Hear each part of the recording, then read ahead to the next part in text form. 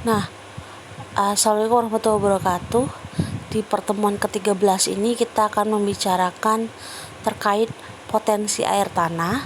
Kalau sebelumnya terkait dengan survei-survei yang dilakukan gitu ya.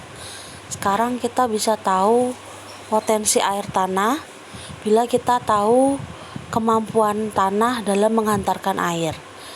Nah, kemampuan ini kita sebut dengan transmittivity atau transmitivitas tanah. Nah, nilai T ini biasanya menandakan aliran air dalam meter persegi akuifer per hari, di mana akuifer ini lebarnya 1 meter dengan gradien hidrolik aliran sebesar 1. Nah, T ini atau transmitivitas itu satuannya adalah meter persegi per hari. Kita bisa hitung apabila kita tahu nilai konduktivitas hidrolik tanah dengan satuan meter per hari yang kita kali dengan B, lebar akuifer dalam meter. Kalau kita tahu nilai transmitivitasnya, kita bisa tahu sebenarnya potensi air bawah tanah atau air tanah ini sebenarnya bagusnya digunakan untuk apa? Apakah untuk kepentingan domestik ataupun irigasi? Contohnya, bila transmitivitasnya adalah 1.500 meter persegi per hari gitu ya. Kita bisa lihat di tabel ini keluarannya US Department of Interior tahun 1977. Nah, kalau 1.500 itu kan sebenarnya dia ada di sini ya, sebentar. Ya ada di sini ya, karena dia 1.500. Nah, nilai ini menandakan bahwa kalau air tanah tersebut dengan keterangan transmitivitas tanahnya adalah 1.500 meter persegi per hari, itu sangat baik bila digunakan untuk kepentingan domestik. Tapi untuk irigasi ya hanya sekedar baik saja. Nah, contoh lagi, misalnya transmitivitasnya adalah 100 meter persegi per hari. Maka kalau kita lihat di sini 100 meter persegi per hari kan di sini ya. Nah, tanah tersebut berarti sangat baik bila dimanfaatkan untuk keperluan domestik, tapi jelek apabila digunakan untuk keperluan irigasi.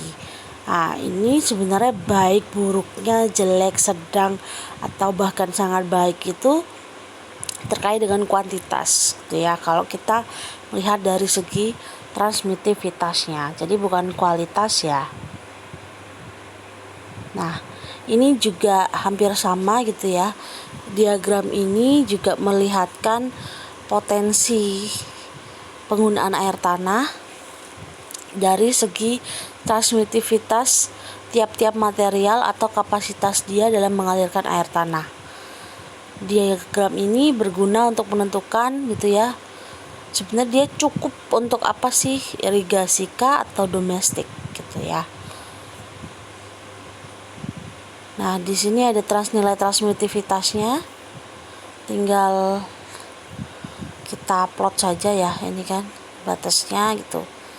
Good misalnya segini, fair segini, poor segini, ini invisible yang sini ya, dan sebagainya. Ini kan udah ada plotnya berdasarkan nilai transmittivity-nya ya.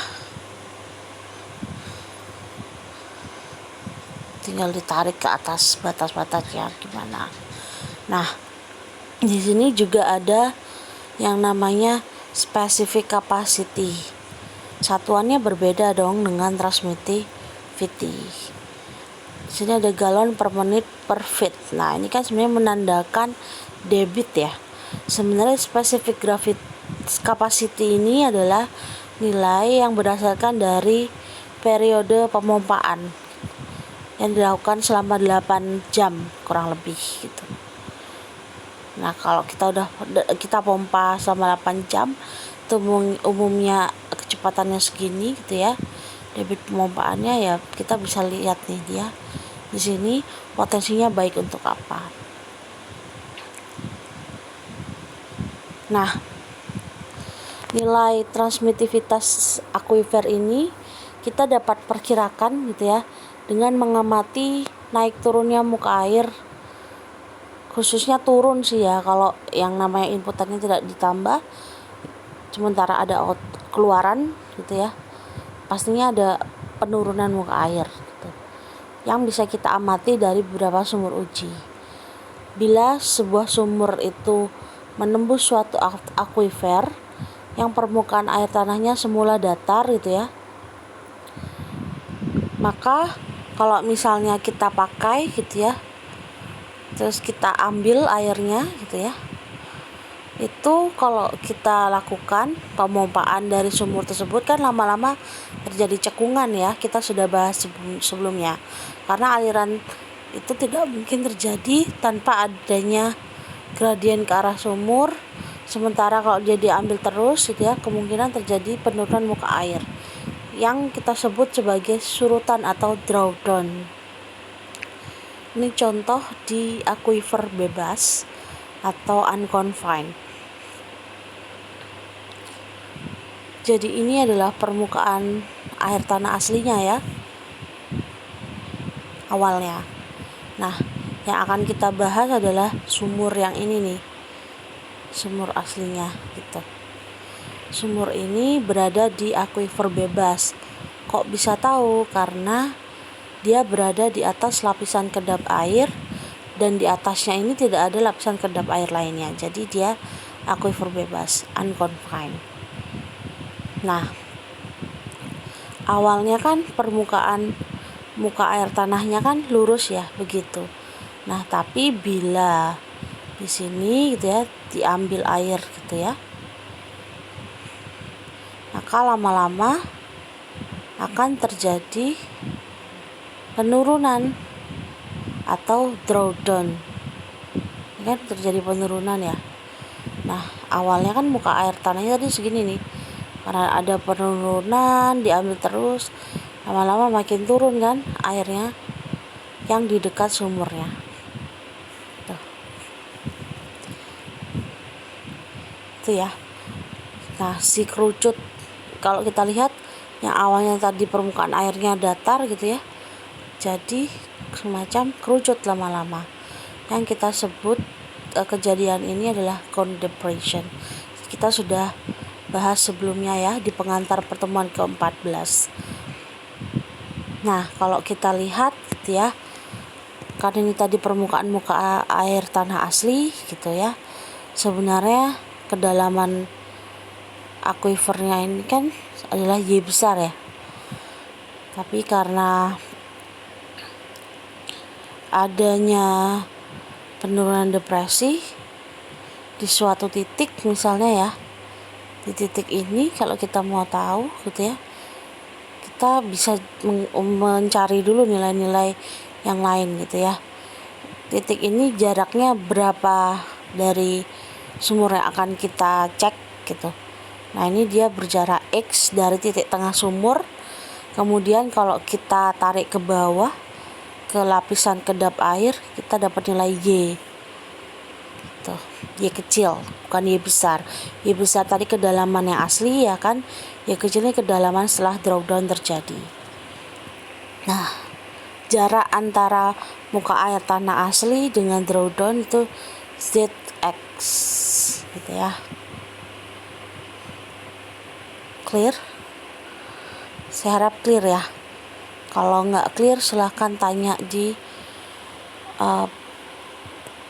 question nanti gitu. Tapi kalau clear tinggal bilang saja paham sebagai bukti kehadiran kalian di pertemuan ke-13. Tapi kalau nggak clear silahkan ditanya.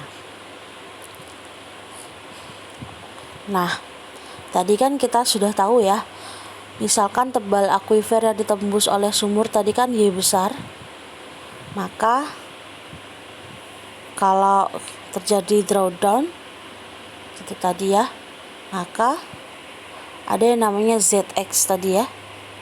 Y besar dikurangi ZX adalah Y kecil, dimana X adalah ada juga jarak X gitu, jarak sembarang gitu.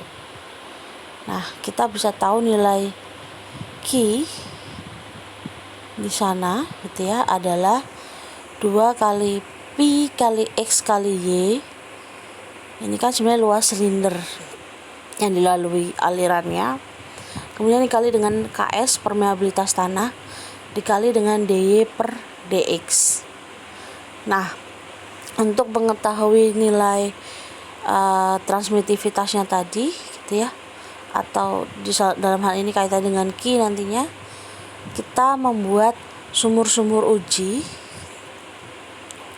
Nah, kita bisa lihat di sini kita bikin sumur uji atau sumur pengamatan gitu ya. Jadi kita buat sumur, kan sumur utama tadi ya, berjarak R1 gitu. Dari sumur utama itu kita bikin sumur pengamatan 1 atau sumur pengamatan A, kemudian berjarak R2 dari titik tengah yang tadi gitu ya. Ini kita bikin sumur pengamatan B. Jadi ini sumur pengamatan B. Clear ya, jaraknya masing-masing. Nah, kita bahas satu-satu. Di sumur pengamatan A, kalau yang tadi itu kan ingat jarak kedalamannya itu kan tadi Y kecil ya jadinya. Di sini dia pakai D1.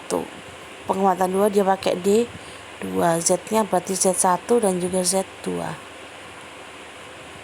Tuh.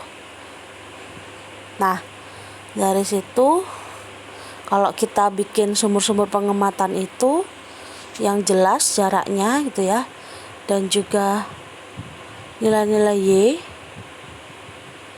dimana nilai Y-nya tadi D1 dan D2 ya kan, sehingga kalau kita masukkan ke persamaan 1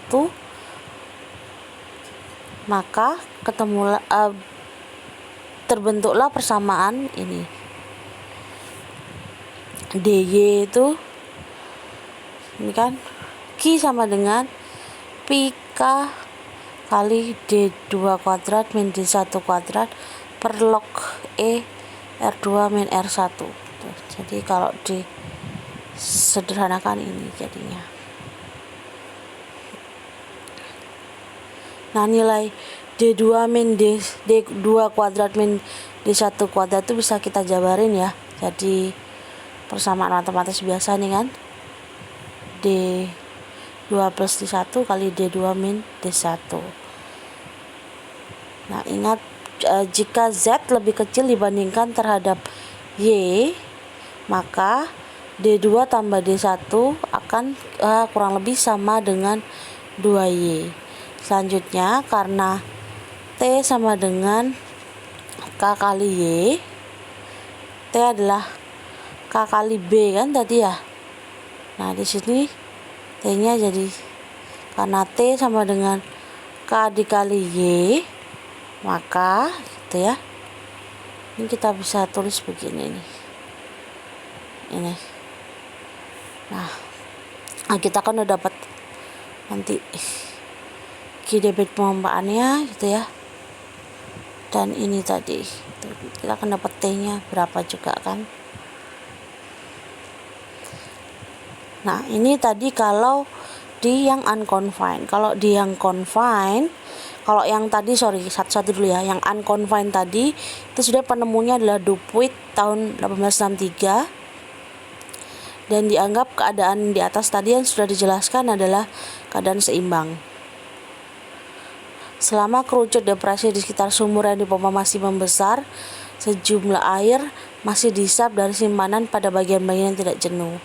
Bentuk kerucut itu tadi tergantung dari debit pemompaan, permeabilitas, dan koefisien tampungan gitu ya, kecekungan dari itu tadi.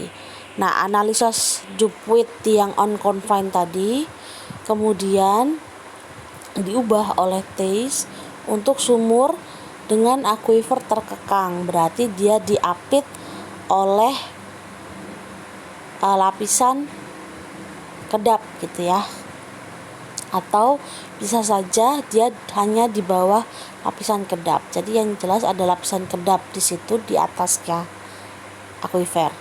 Nah, Theiss menemukan persamaan yang menjelaskan bahwa perubahan bentuk kerucut depresi itu juga memperhitungkan pengaruh waktu dan sifat-sifat akuifer.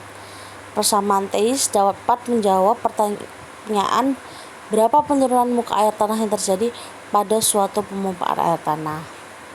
Nah, kita bahas yang confined, yang terkekang gitu ya. Ingat, jadi kunci yang terkekang adalah di sini ada lapisan kedap air di atas akuifer yang ditembus. Kebetulan ini diapit sih ya, ada 2 lapisan kedap, nggak masalah. Nah, oke, di sini kalau Y besar tadi kan kedalaman total ya. Kalau di sini Y besarnya adalah jarak 2 lapisan kedap, ketebalan akuifernya. Kemudian kalau di sini ceritanya hampir sama ya. Ini adalah permukaan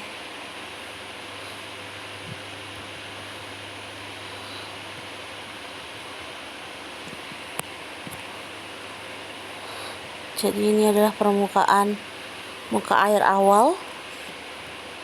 Tapi ketika jadi yang diamati yang ini, sekali lagi sumur ujinya ini diambil terus menerus gitu ya, dipompa, pastinya lama-lama akan terjadi cekung, drawdown, karena drawdown tadi. Nah, kita bikin 2 sumur pengamatan, ini pengamatan A, ini pengamatan B, tuh ya. Nah, sumur pengamatan A sama kayak tadi, berjarak R1, B berjarak R2 dari titik tengah sumur. Nah, ini juga sama, delta tinggi muka air awal dengan muka air yang ada di sumur pengamatan terus disambungkan dengan Z, sementara jarak antara muka air yang ini di sumur pengamatan ke dasar dia adalah D1 dan D2. Nah, ini rumus TACE di mana Z sama dengan Q, laju pemompaan, dikali suatu fungsi dari sumur U. WU ini adalah fungsi U ya, nilai W adalah fungsi dari U, dibagi 4pi kali T. T adalah transmitivitas. Nah, U di sini dihitung dengan ini gitu ya. R-nya adalah jarak dari sumur yang diuji ke sumur pengamatan. Kemudian S-nya adalah koefisien tampungan dibagi dengan 4pi kali T. Ingat tadi kan emang TACE bilang dia juga fungsi terhadap waktu ya. Jadi kita harus catat berapa lama dia sudah berjalan. Kemudian nilai W tadi kan disebut bahwa dia adalah fungsi dari U. Ini adalah persamaannya, jadi sebuah deret gitu ya, dimana sama Wenzel gitu ya sudah dibuat tabel nilai WU. Jadi sudah dibuat ini tabelnya, jadi tinggal nyari nilai U-nya saja, baru kita bisa lihat nilai WU-nya. Jadi ini U-nya kita pakai yang R² S per 4T. T besar, T kecil. Sebenarnya ini kan kita pakai persamaan TACE ya, yang dimodifikasi untuk tahu transmitivitas dan koefisien tampungan dari akuifer yang terkekang. Ada cara lain, Chow, Cooper-Jacob, dan persamaan pemulihan permukaan air, tapi di mata kuliah ini kita cuma belajar yang TACE saja lah ya. Nah, selanjutnya kita akan bahas contoh soal agar kalian lebih paham gitu ya.